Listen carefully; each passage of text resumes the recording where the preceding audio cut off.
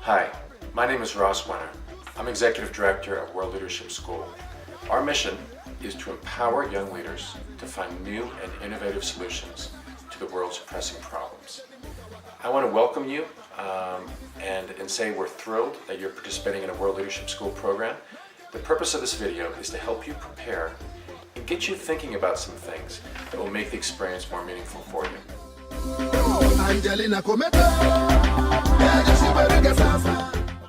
Before I proceed, let me talk a little bit about the world as we see it, the world from which World Leadership School has grown.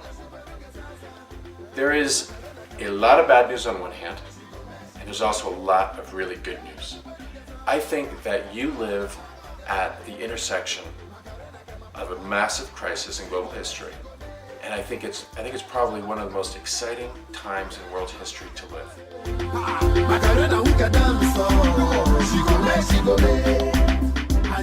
Let me tell you a little bit about the bad news.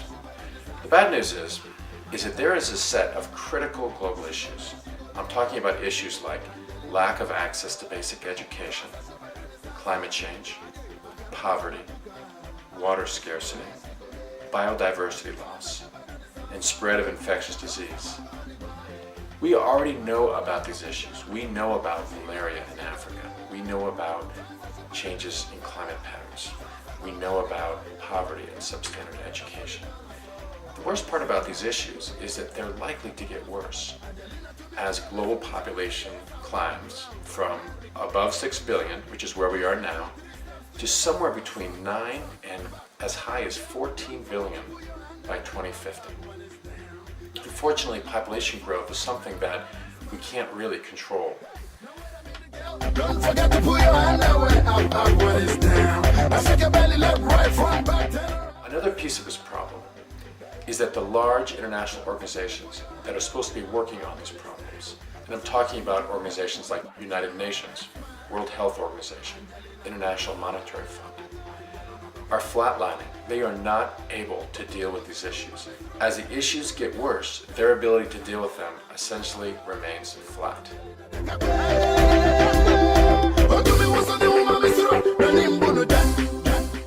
Let me talk about the good news, because there is a lot of good news. When I graduated from college 20 years ago, I went down to South America to work as a reporter. At that time, you would not believe what South America looked like. The entire continent was a dictatorship. Every single country was ruled by a dictator, and people had very, very few human rights. Fast forward 20 years, that's all changed. Almost all of the nations in South America, except for a few bad apples, are now democratic. They have free press, and people enjoy human rights. At the same time, another huge progress has been that their economies have become integrated. We've had this rise of this thing called multinational corporations. Some people think they're bad. But on the other hand, multinational corporations allow nations and consumers to interact freely across national boundaries. It's no longer that relevant where particular corporations are based because they're so multinational. At the same time, there's this incredible thing called the internet, which is now spreading across the entire world. When I went to rural Kenya 3 years ago, started working with Shampole, which is one of the communities, we had a hard time making a cell phone call. 3 years later, we are now able to run Skype video on internet via a cell phone connection. This rise of internet has enabled us to do all kinds of new things with our schools.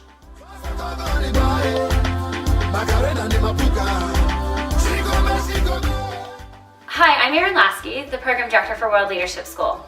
World Leadership School has real students working on the ground on real global issues. We do this by having long-term partnerships with schools in the United States that really want a sustainable relationship with our communities abroad.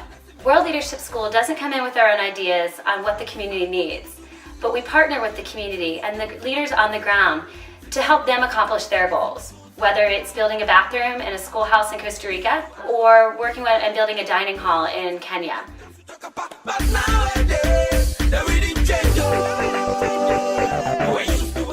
We need the the idea is to really come from the community so that it's more of a partnership rather than a one-way relationship.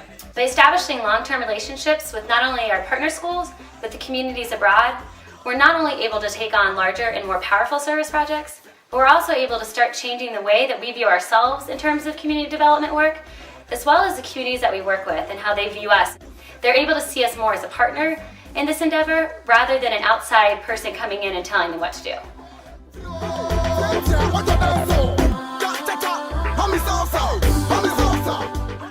We've been able to complete some really great service projects in the last few years. In Kenya, we were able to build a 3,000 square foot dining hall, a live fence, renovating classrooms.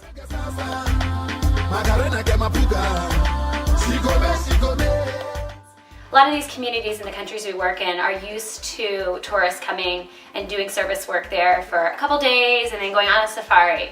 But our schools come back year after year and establish family-like relationships with our communities. The students know these homestay families that they'll be staying with because past students have stayed with them. They know about the service projects and what those schools have done in the past. And the community is excited to see them. And so they view us more as a partner in this rather than somebody coming on the outside and just doing a quick spring break trip.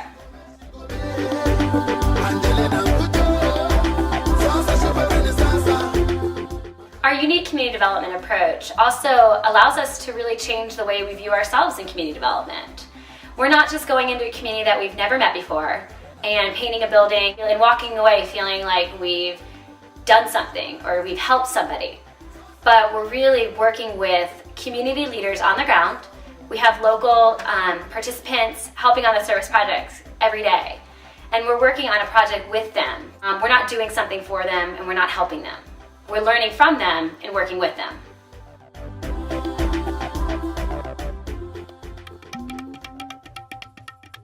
I believe very strongly that our young people that are leaving high school and going into university now, can and will solve these global issues. Our goal as an organization is to help support this process, to help schools build truly innovative and groundbreaking programs that will help students prepare for working on these global issues. On our programs, our whole goal is to expose you to these issues, help you understand them, and put you to work. At the same time, we have a leadership curriculum that empowers you to think as a leader. We spend a lot of time studying local leaders on the ground, and our theory is that some of these local leaders are incredible examples of leadership in a very volatile and complex global setting. You will learn a lot from these leaders. At the end of your program, we're going to ask you to describe what your best leadership style looks like. How are you going to lead from your strengths? How will you compensate for your weaknesses? And what are some leadership goals you have over the next 6 months?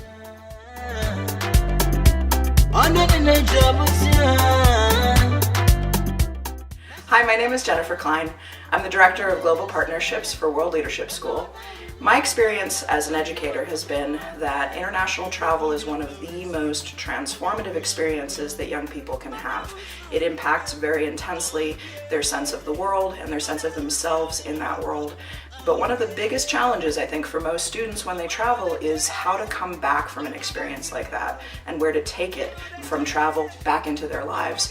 I know that for me, the first few really formative or transformative travel experiences I had early in my life left me frustrated more than anything else. Coming back into my old life and my old world amid people who didn't necessarily understand what I had gone through was a very, very challenging experience to have. And that's definitely true for most students who go on World Leadership School trips. If they allow the trip to really impact them, their thinking, their personalities, their perceptions of the world, then it can be a very, very difficult experience.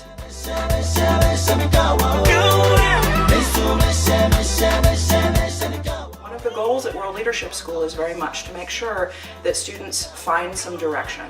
We spend a lot of our time working on not only understanding the students' leadership styles, but also understanding how they want to create change in the world, what the things are that they care about and are passionate about, and the role that they imagine themselves playing in world development and improving the world for people. I think especially once you've seen the world with a human face and you've really met people who are experiencing global problems, those global problems become much more real than they were before. So a lot of the work of World Leadership School is designed to continue the relationships beyond the trip and to make sure that students do in fact have an avenue, an outlet, and some direction for the feelings they come home with, that they're given the support to really help educate their own communities, help to create new programs connected to what they experience there, and that they really are able to be part of shifting their school culture so that each group that goes abroad comes back to a more receptive environment where they are really seen as leaders because they went on this trip and they're really in a position to create change.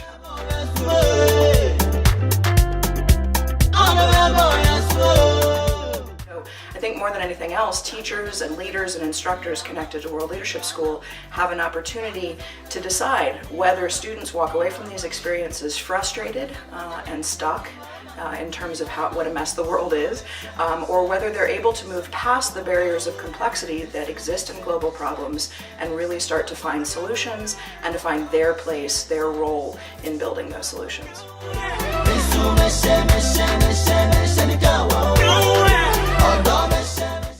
To me personally, when I go overseas and I see students in Peru that are sitting in a classroom and mindlessly writing down information that is being written on the chalkboard, and I see a classroom where there is no creativity and no learning, I get profoundly depressed.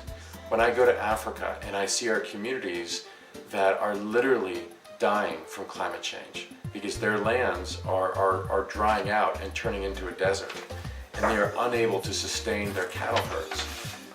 When I see these things happening, I wonder, how is it that these things can happen given the tremendous wealth and the technology and the knowledge that we have in our world?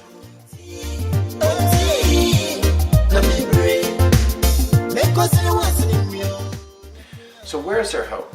I find hope in the young people that we work with every year. I fully believe that your generation of young people can and will solve these critical global issues. We take as all role models our incredible leaders in our communities.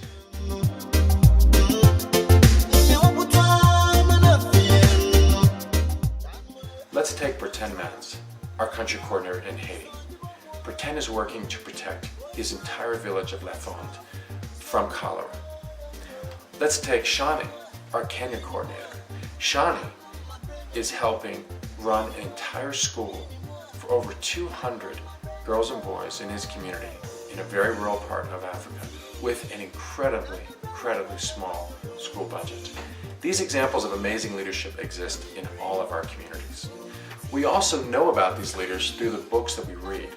Books like Mountains Beyond Mountains about Paul Farmer, who invented a very innovative system of rural healthcare.